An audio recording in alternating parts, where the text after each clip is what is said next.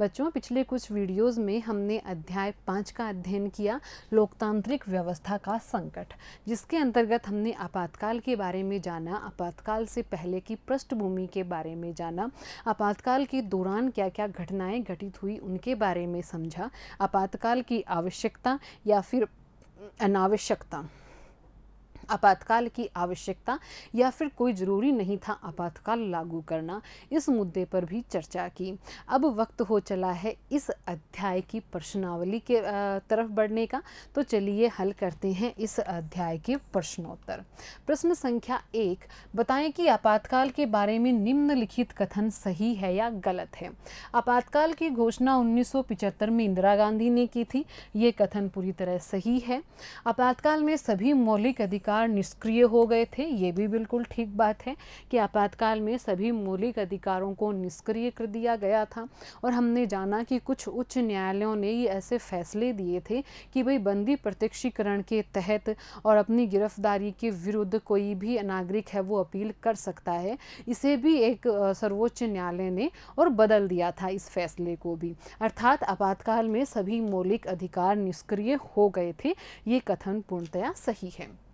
बिगड़ती हुई आर्थिक स्थिति के मद्देनज़र आपातकाल की घोषणा की गई थी, तो ये कथन पूरी तरह गलत है। केवल बिगड़ती हुई आर्थिक स्थिति कारण नहीं थी आपातकाल का।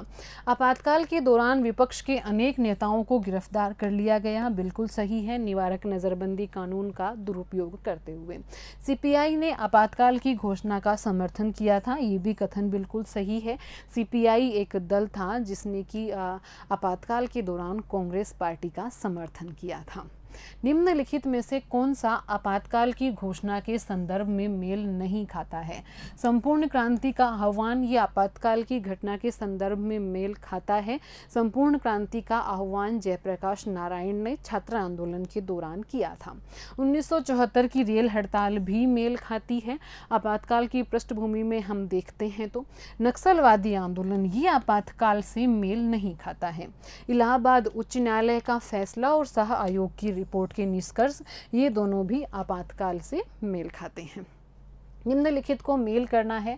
संपूर्ण क्रांति, तो संपूर्ण क्रांति हुई थी बिहार आंदोलन के दौरान। गरीबी हटाओ का नारा दिया था इंदिरा गांधी ने। छात्र आंदोलन को नेतृत्व प्रदान किया था जयप्रकाश नारायण ने। और रेल हड़ताल है वो संबंधित है जॉर्ज फर्नांडीज से। किन कारणों से 1980 में मध्यावधि चुनाव करवाने पड़े थे। 1980 में मध्यावधि चुनाव क्यों करवाने पड़े थे, जबकि 1977 में अभी चुनाव हुए थे। लेकिन हम जानते हैं कि 1977 के चुनावों में जनता पार्टी की सरकार बनी थी और इस जनता पार्टी की सरकार में कोई तालमेल नहीं था। प्रधानमंत्री पद के लिए इनके बीच में होड़ थी। मोरारजी देसाई के नेतृत्व में बनी सरकार 18 माह में ही अपना बहुमत खो बैठी थी। कांग्रेस पार्टी के समर्थन से चौधरी चरण सिंह की सरकार थी, वो भी मात्र 4 महीने ही चल पाई थी, इसलिए 1980 में मध्यावधि चुनाव करवाने पड़े थे। अगला प्रश्न लेते हैं। जनता पार्टी ने 1977 में शाह आयोग को नियुक्त किया था। इस आयोग की नियुक्ति क्यों की गई थी और इसके क्या निष्कर्ष थे। 1977 में जनता पार्टी ने शाह आयोग को नियुक्त किया गया था।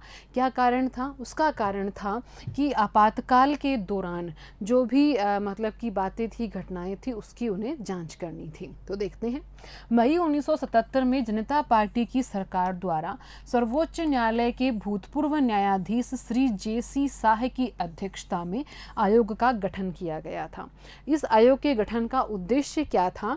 25 जून 1975 के दिन घोषित आपातकाल के दौरान की गई कार्यवाही तथा सत्ता के दुरुपयोग, अत्याचार और कदाचार के विभिन्न आरोपों के विभिन्न पहलुओं की जांच करना। आयोग के निष्कर्ष क्या थे? शाह आयोग ने निष्कर्ष थे कि निवारक नज़रबंदी कानून का दुरुपयोग आपातकाल के दौरान किया गया था। इस कानून के तहत 1,11,000 लोगों की गिरफ्तारी की गई थी। बिना किसी कानून की स्वीकृति के अखबारों पर सेंसरशिप लगा दी गई थी। यहाँ तक कि बिजली आपूर्ति निगम के महाप्रबंधक को दिल्ली के लेफ्टिनेंट गवर्नर के दफ्तर से 26 जून 1975 की रात 2 बजे मौखिक आदेश मिला कि सभी अखबारों की बिजली काट ली जाए। अगला क्वेश्चन लेते हैं। 1975 में राष्ट्रीय आपातकाल की घोषणा करते हुए सरकार ने इसके क्या क्या कारण बताए थे, कि सरकार ने क्या तर्क दिए थे आपातकाल आवश्यक है इसके पक्ष में। देखते हैं। शासक दल को अपनी नीतियों के अनुसार शासन नहीं चलाने दिया जा रहा था। बार बार धरना प्रदर्शन और सामूहिक कार्यवाही लोकतंत्र के लिए ठीक नहीं है। सरकार पर निशाना साधने के लिए लगातार गैर संसदीय राजनीति का सहारा लेना लोकतंत्र में उचित नहीं है। इंदिरा गांधी ने शाह आयोग को चिट्ठी में लिखा कि विनाशकारी ताकतें सरकार के प्रगतिशील कार्यक्रमों में अड़ंगे डाल रही थी और मुझे गैर संवैधानिक साधनों के बूते सत्ता से बेदखल करना चाहती थी। अगला क्वेश्चन। 1977 के चुनावों के बाद पहली दफा केंद्र में विपक्षी दल की सरकार बनी। ऐसा किन कारणों से संभव हुआ कि 1977 में पहली बार गैर कांग्रेसी सरकार सत्ता में आई थी? क्या थे इसके कारण? देखिए, देश का आर्थिक संकट, 1971 के समय किए गए वादों को निभाने में कांग्रेस पार्टी असफल, आवश्यक चीजों की कीमतों में वृद्धि, सभी विपक्षी दलों का एकजुट हो जनता पार्टी का निर्माण, आपातकाल से आहत जनता। ये तो सबसे बड़ा कारण था कि आपातकाल के दौरान जनता पर बहुत ज्यादतियां हुई थी।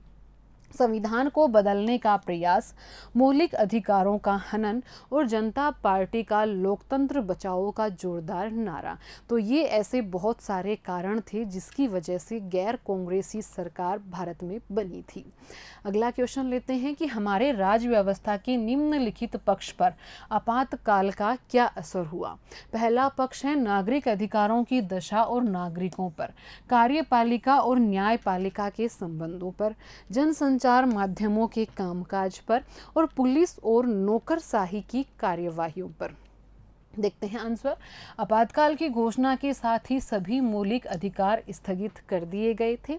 नागरिकों के विचारों की अभिव्यक्ति, घूमने फिरने, सभाएं करने पर रोक लगा दी गई थी और नागरिक अपने अधिकारों की रक्षा के लिए न्यायालय की शरण भी नहीं ले सकते थे। नागरिक अपने जीवन और आज़ादी के अधिकार से भी वंचित हो गए थे। आपातकाल का न्यायपालिका और कार्यपालिका के संबंधों पर भी बुरा प्रभाव पड़ा। सरकार ने न्यायपालिका के क्षेत्राधिकार में कमी कर दी थी और कई प्रमुख पदों के चुनाव को सर्वोच्च न्यायालय के क्षेत्राधिकार से बाहर कर दिया गया था। सरकार ने प्रेस की आज़ादी पर रोक लगा दी। अखबारों की लाइट तक काटने के मौखिक आदेश दिए गए थे और जिन समाचारों को छापने से रोका जाता था उस जगह को अखबार में खाली छोड़ दिया जाता था, उस पर भी बाद में सरकार ने रोक लगा दी थी। कई पत्र पत्रिकाओं ने सेंसरशिप के आगे घुटने टेकने की जगह बंद होना मुनासिब समझा था। सरकार ने आपातकाल को लागू करने में पुलिस और नौकरशाही का पूरा सहयोग लिया। पुलिस और नौकरशाही को सरकार ने औजार की तरह इस्तेमाल किया था। पुलिस हिरासत में निर्दोष लोगों को यातनाएं दी गई, जिनसे कई लोगों की मृत्यु तक भी हो गई।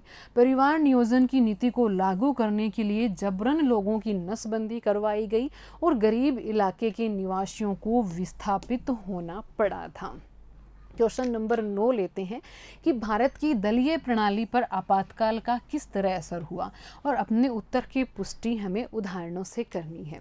आपातकाल की स्थितियों के मद्देनजर सभी विपक्षी दलों ने एकजुट हो जनता पार्टी का निर्माण किया। लोकसभा चुनावों में इस पार्टी ने जीत भी दर्ज की और ये साबित हुआ कि कांग्रेस पार्टी को हराया जा सकता है। गठबंधन सरकारें बनी। तो इस तरह से हमारी दलीय प्रणाली है वो कहीं कहीं मजबूती की ओर अब आगे बढ़ रही थी। निम्नलिखित अवतरण को पढ़ें और इसके आधार पर पूछे गए प्रश्नों के उत्तर दें। 1977 के चुनावों के दौरान भारतीय लोकतंत्र दो दलीय व्यवस्था के जितना नजदीक आ गया था उतना पहले कभी नहीं आया। बहरहाल अगले कुछ सालों में मामला पूरी तरह बदल गया। हारने के तुरंत बाद कांग्रेस दो टुकड़ों में बंट गई। जनता पार्टी में भी बड़ी अफरा तफरी मच गई। तो मतलब कि ये अवतरण हमें दिया गया है, इसको पढ़कर हमें इन प्रश्नों के उत्तर देने हैं। किन वजह से 1977 में भारत की राजनीति दो दलीय प्रणाली के समान जान पड़ी थी, यानी कि ऐसे कौन से कारण थे कि 1977 में भारत की राजनीति है वो दो दलों की तरह लग रही थी। 1977 में 2 से ज़्यादा पार्टियां अस्तित्व में थी। इसके बावजूद लेखकगण इस दौर के दो दलीय प्रणाली के नज़दीक क्यों बता रहे हैं? कांग्रेस और जनता पार्टी में किन कारणों से टूट पैदा हुई थी? देखते हैं उत्तर। 1977 के चुनावों के दौरान सभी विपक्षी दलों ने मिलकर एक दल जनता पार्टी का निर्माण कर लिया। अब चुनावों में टक्कर सीधे सीधे दो पार्टियों के मध्य थी, कांग्रेस और जनता पार्टी। इसलिए भारत की ये जो दलीय प्रणाली है वो दो दलीय प्रणाली के समान जान पड़ रही थी। 1977 में चुनावी प्रतियोगिता मुख्य रूप से दो दलों के मध्य ही थी, जनता पार्टी के मध्य और कांग्रेस के मध्य। कांग्रेस में विभाजन 1969 में राष्ट्रपति के चुनाव के समय हुआ था। विभाजन का कारण राजनीतिक निर्णयों में भूमिका रहा। इंदिरा गांधी और सिंडिकेट दोनों ही एक दूसरे से ज़्यादा प्रभावशाली और ताकतवर बनना चाहते थे। अब बात करते हैं जनता पार्टी की। तो जनता पार्टी में आपस में कोई तालमेल ही नहीं था, इनका कोई साझा कार्यक्रम नहीं था, इनकी कोई साझी योजना नहीं थी। यह तो केवल कांग्रेस का सामना करने के लिए एक हुए थे। चुनाव जीतते ही इस पार्टी के नेताओं में प्रधानमंत्री पद के लिए होड़ मच गई थी। तो इस तरह से इस पार्टी का और विभाजन हो गया था, इस पार्टी में टूट पैदा हो गई थी। तो ये था अपना अध्याय संख्या 5। निसंदेह आपको अच्छे से समझ में आया होगा और ज़रूर आपने बहुत अच्छे से समझकर उन परिस्थितियों को जाना होगा, उन परिस्थितियों को महसूस किया होगा। एक और आपसे रिक्वेस्ट है कि आप इस बारे में गूगल कीजिए कि आपातकाल के दौरान क्या क्या घटनाएं घटित हुई थी। इस बारे में जानिए, विस्तार से देखिए और उसके बाद में आपको अपना एक कहें कि आर्टिकल तैयार करना है कि भारत में आपातकाल की आवश्यकता और गैर ज़रूरी या फिर अनावश्यक। कि आपातकाल उस वक्त आवश्यक था, परिस्थितियां ऐसी थी कि आपातकाल सरकार को लागू करना पड़ा, आवश्यक था लागू करना, या फिर गैर ज़रूरी था, केवल सरकार अपने शासन को बनाए रखने के लिए, अपनी सत्ता में बने रहने के लिए और जो विरोध आंदोलन थे उनको ना पचा पाने के कारण ही आपातकाल लागू कर बैठी थी। इसके बारे में एक अच्छा सा आर्टिकल आपको तैयार करना है अपने शब्दों में। ये आपको एक विस्तृत सोच देगा, एक विस्तृत समझ देगा हमारे देश की उस वक्त की तात्कालिक राजनीति के बारे में। धन्यवाद।